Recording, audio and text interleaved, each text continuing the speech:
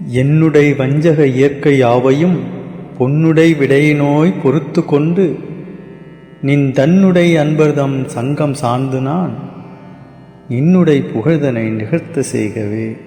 வணக்கம். அருட்பெருஞ்சோதி அருட்பெருஞ்சோதி தனிப்பெருங்கருணை அருட்பெருஞ்சோதி. எல்லா உயிர்களும் இன்புற்று வாழ்க, கொல்லா விரதம் குவலயமெல்லாம் ஓங்குக, நல்லோர் நினைத்த நலம் பெறுக, நன்று நினைத்து எல்லோரும் வாழ்க இசைந்து. மாயையை புரிந்து கொள்ள வள்ளலார் சொன்ன அழகான ஒரு சின்ன கதை. ஆதரவற்ற ஒரு சிறுவன் அடர்ந்த இருளில் மாட்டிக்கொள்கின்றான். அவனால் எங்கும் நகர முடியாத அளவிற்கு இருள் சூழ்ந்திருந்தது. ஆதரவு எதுவும் இன்றி தவிக்கின்றான். அப்பொழுது தூரத்தில் சிறு வெளிச்சம் தெரிகிறது. எனவே அந்த வெளிச்சத்தை நோக்கி ஓடுகின்றான். அங்கே கூட்டமாக நின்று மக்கள் எதையோ வேடிக்கை பார்த்து கொண்டிருந்தார்கள். இந்த சிறுவன் அந்த கூட்டத்திற்குள் நுழைந்து அங்கே என்ன இருக்கிறது என்று பார்க்கின்றான். அங்கே ஒரு பாம்பு படமெடுத்து ஆடுகிறது. அந்த பாம்புக்கு அருகில் ஒரு பாம்பாட்டி நின்று கொண்டு அந்த பாம்பை ஆட்டி வைக்கின்றான். அங்கே நின்று கொண்டிருந்தவர்கள் எல்லாம் பாம்பாட்டியை பாராட்டி கைத்தட்டி அவன் விரித்த போர்வையில் சில்லறையை போடுகிறார்கள். ஆனால் இந்த சிறுவனால் அந்த பாம்பின் ஆட்டத்தை ரசிக்க முடியவில்லை. பார்த்து பயப்படுகிறான். அவன் பாம்பின் ஆட்டத்தை மட்டும் கண்டு பயப்படவில்லை, அதனை ஆட்டி வைக்கும் அந்த பாம்பாட்டியை கண்டும் பயப்படுகின்றான். அந்த பாம்பாட்டி ஒரு பெரிய மாயாவி போல தெரிந்தான். எனவே அந்த சிறுவன் அந்த இடத்தை விட்டு ஓடிவிட வேண்டும் என்று நினைக்கின்றான். ஆனால் அவனால் அசையவே முடியவில்லை. தனது காலை ஒரு அடி கூட எடுத்து வைக்க முடியவில்லை.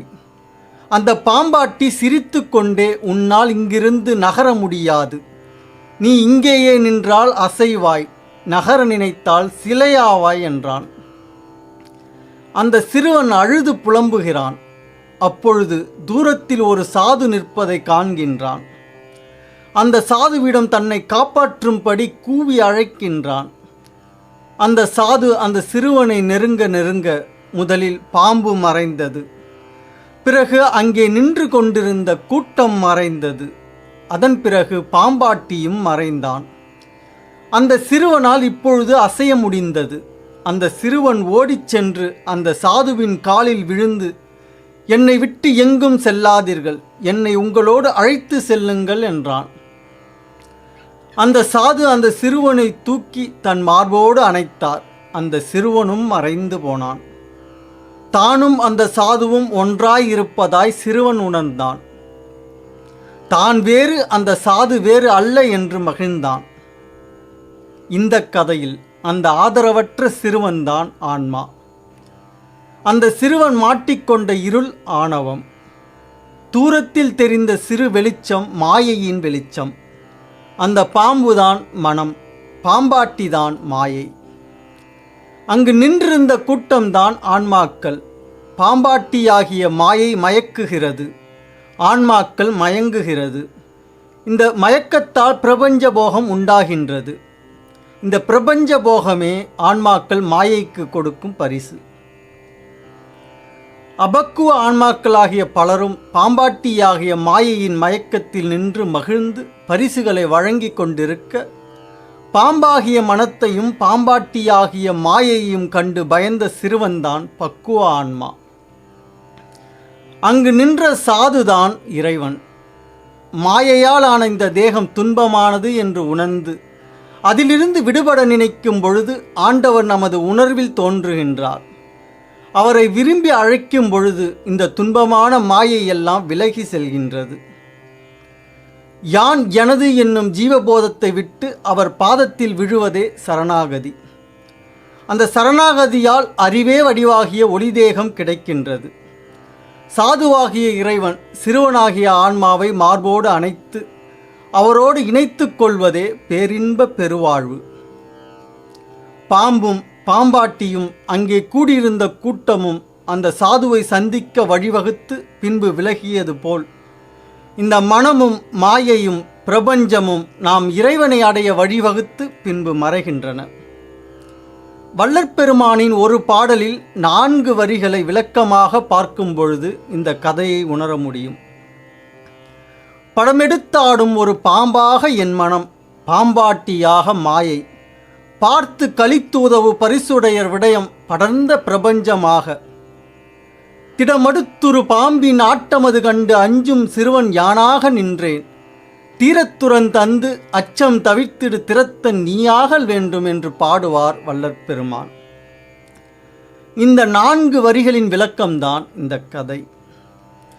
இந்த கதையில் வரும் பாம்பாட்டியாகிய அசுத்த மாயாசக்தி தான் வள்ளற்பெருமான் சொன்ன கருப்பு திரை.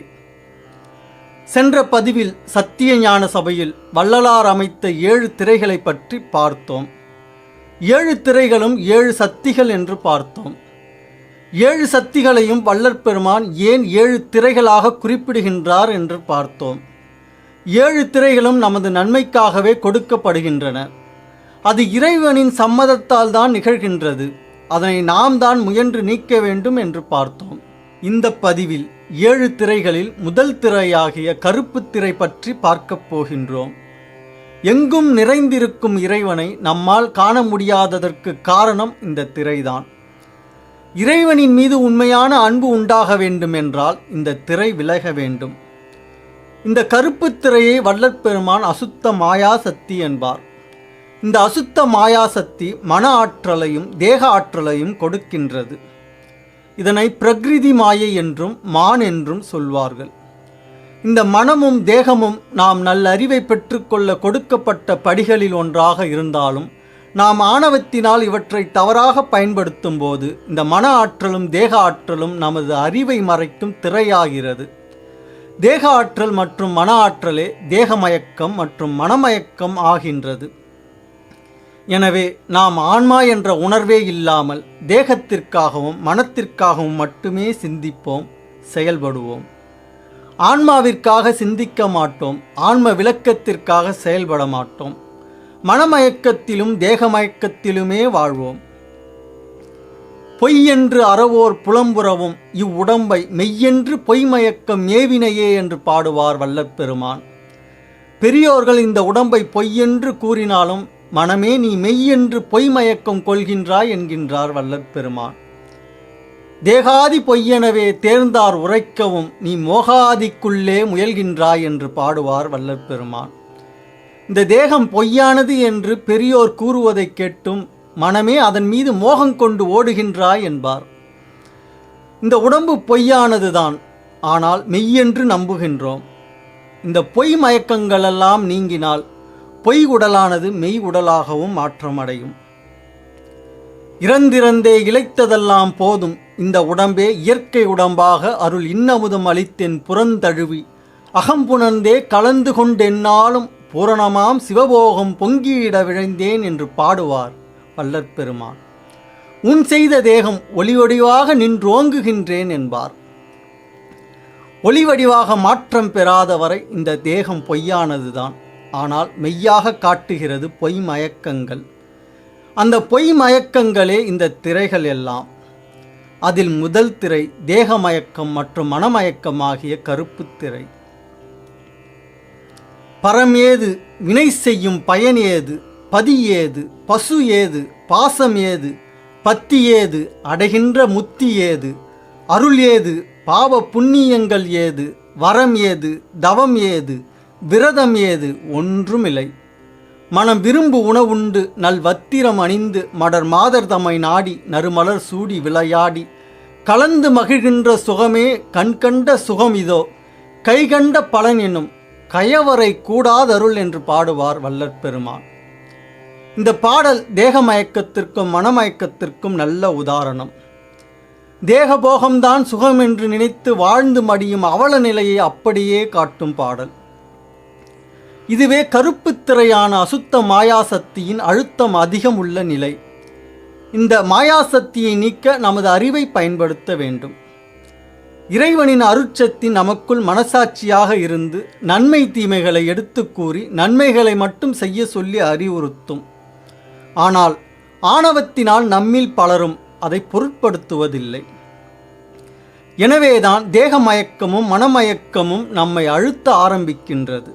குடிகாரன் குடிப்பது தவறு, குடியால் அழிந்து விடுவோம் என்று தெரிந்தே குடித்து அழிவது போல் நாம் தெரிந்தே தீமை செய்து அழிகின்றோம்.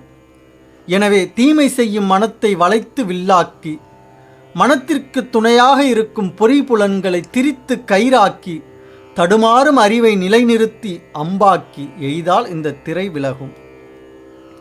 மனத்தை ஒரு வில்லாக்கி, வான்பொறியை நானாக்கி, எனது அறிவை அம்பாக்கி எய்துவது எக்காலம் என்பார் பத்திரகிரியார்.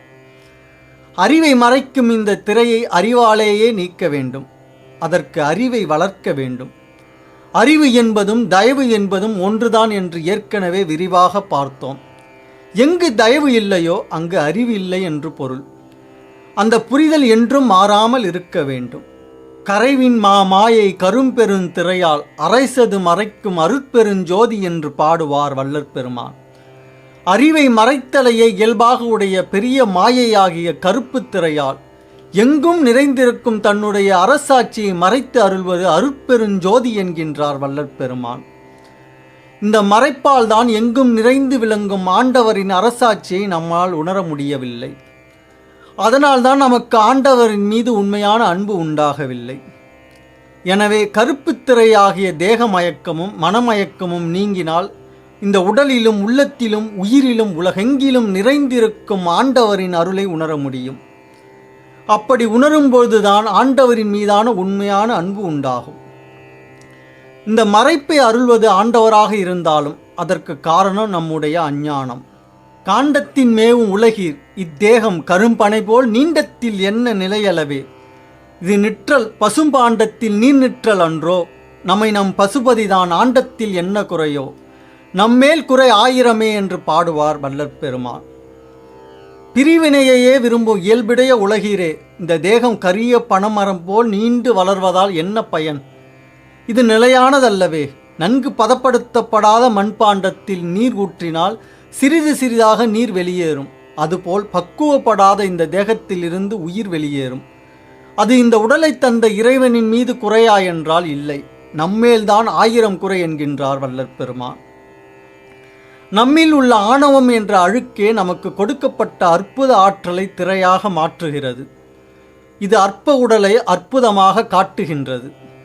அப்படி காட்டுவதனால்தான் நமக்கு இந்த தேகமயக்கமும் மனமயக்கமும் ஏற்படுகின்றது. இந்த உடல் அற்பமானது என்று உணரும் போதுதான் இந்த உடலை அற்புதமாக மாற்றும் அறிவு உண்டாகும். அந்த உணர்வு உண்டாக வேண்டுமென்றால் நல் ஒழுக்கத்தில் பழக வேண்டும். இந்த தேகமும் மனமும் நாம் நல்லறிவை பெற்றுக்கொள்ள கொடுக்கப்பட்ட கருவிகள் என்று உணர்ந்து நல் ஒழுக்கத்தில் பழகும்போது இந்த திரை விலகுகிறது. அதனால்தான் வள்ளற் பெருமான் மரணமில்லா பெருவாழ்விற்கு முதலில் இந்திரிய ஒழுக்கத்தையும் கரண ஒழுக்கத்தையும் நமக்கு அருளியிருக்கின்றார். செவி, கண், நாக்கு, மூக்கு, மெய், கை, கால், வாய், கருவாய், எருவாய் முதலிய இந்திரியங்களையும் மனம், புத்தி, சித்தம், அகங்காரம் ஆகிய கரணத்தையும் நல் ஒழுக்கத்தில் பழகும்போது இந்த திரை விலகுகிறது. இந்த ஒழுக்கங்களை பற்றி ஏற்கனவே விரிவாக பதிவிடப்பட்டுள்ளது. பார்க்காதவர்கள் அதனை பார்த்தால் நன்றாக புரியும்.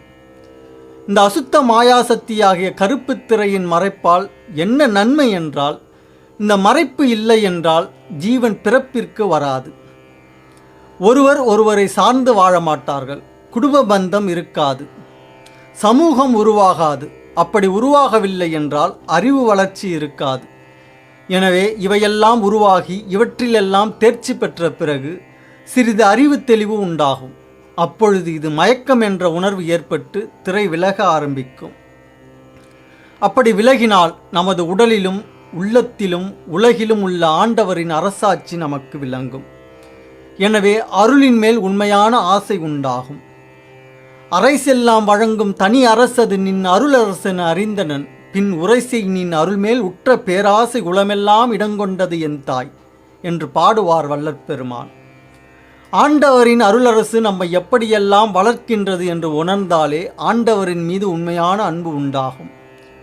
தேக ஆற்றல் மற்றும் மனமாற்றல் ஆகிய அசுத்த மாயாசக்தியே நமது ஆணவத்தினால் தேகமயக்கம் மற்றும் மனமயக்கம் ஆகின்றது. சிறிதும் ஒழுக்கமின்றி உடல் சுகத்தில் மயங்குகின்றோம், மனம் போன போக்கில் போகின்றோம் என்றால் நமக்கு இந்த கருப்புத் திரை மிக அழுத்தமாய் இருக்கிறது என்று பொருள். எனவே நாம் முயன்று நல் ஒழுக்கத்திற்கு வர வேண்டும். ஒழுக்கம் விழுப்பம் தரலான், ஒழுக்கம் உயிரினும் ஓம்பப்படும் என்பார் திரு வள்ளுவப் பெருந்தகை. உயர்வை தரக்கூடியது ஒழுக்கம், எனவே அது உயிரை விட மேலானது என்பார். எனவே நமது ஒழுக்கத்தை உயிர் மூச்சாக காத்து பழகி வந்தால் இந்த திரை விலகும். அடுத்த பதிவில் நீலத்திரையாகிய சுத்த அசுத்த மாயாசக்தி பற்றி சிந்திப்போம். இந்த திரை விளக்கங்களை நன்கு புரிந்து கொண்டால் தத்துவ விளக்கங்களை புரிந்து கொள்வது எளிதாகும். நமது சேனலின் ஒவ்வொரு பதிவும் மற்ற பதிவுகளோடு தொடர்புடையவையாதலால் நேரம் கிடைக்கும் பொழுதெல்லாம் நமது சேனலில் உள்ள மற்ற பதிவுகளையும் பார்த்து பயன்பெறுங்கள். இனிவரும் பதிவுகளை புரிந்து கொள்வது எளிதாகும். நன்றி. பொய்யாத மொழியும் மயல் செய்யாத செயலும் வீண் போகாத நாளும் விடயம் புரியாத மனமும் உட்பிரியாத சாந்தமும் புந்தி தளராத நிலையும் எய்யாத வாழ்வும் வேறெண்ணாத நிறைவும் நினை என்றும் மறவாத நெறியும் இரவாத தகவும் மேற்பிறவாத கதியும் இவ் ஏழையேற்கு அருள் செய்.